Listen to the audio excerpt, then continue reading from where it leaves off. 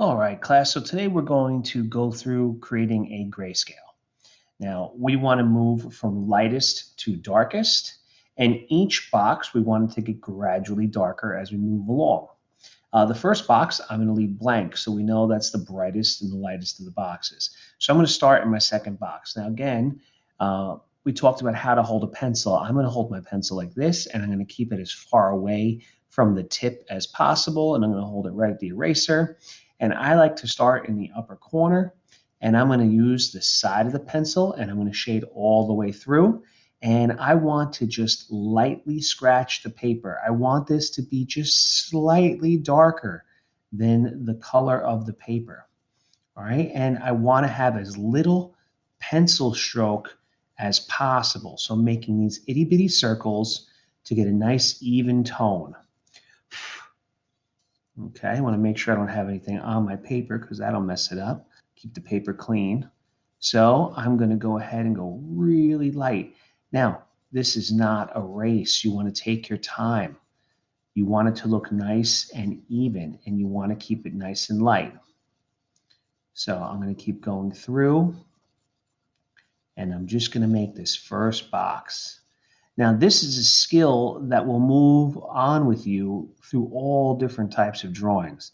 I mean, I've made countless grayscales, but I tell you, even when I paint, value is probably the most important thing about painting, more so even in color, is knowing where to place a good value and knowing how to control the level of your tone.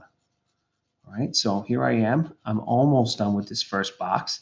And this is something that I've done countless times. It might be more difficult for you, or it might not. All right, so filling this in, nice and even, one box. All right.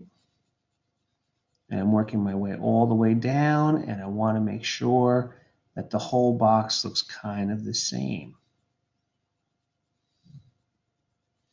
So box one is done. All right.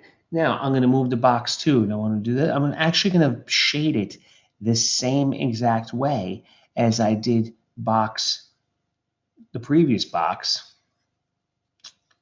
but then I'm going to go over it a second time.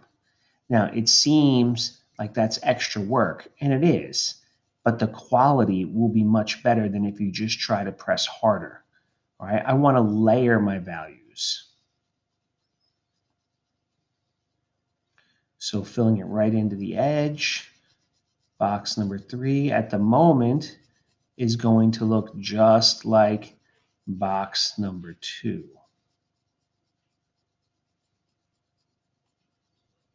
Okay, and that's done. Now, once that's done, I'm going to go ahead and slide my thumb up a little bit more.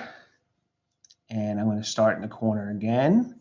And I'm going to apply just a little bit more pressure. And I'm going to do one more pass to just make it slightly darker than the previous box. And you can see that. You can see it's just slightly darker. Hopefully you can notice that I don't have a whole lot of pencil stroke showing. And I'm just moving along.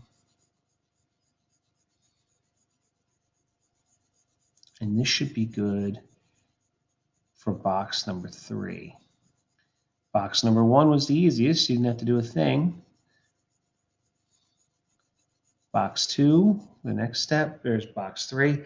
I'm going to start box four. Again, starting in the upper corner. I'm going to shade just like I did box three and box two, the same level.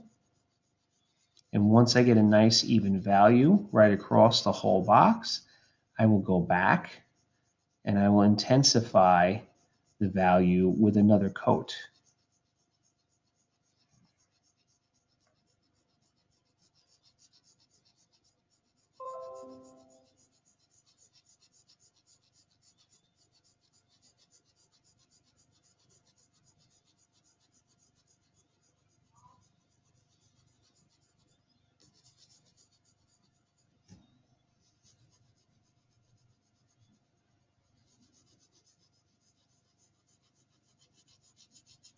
Now you can see these two look the same.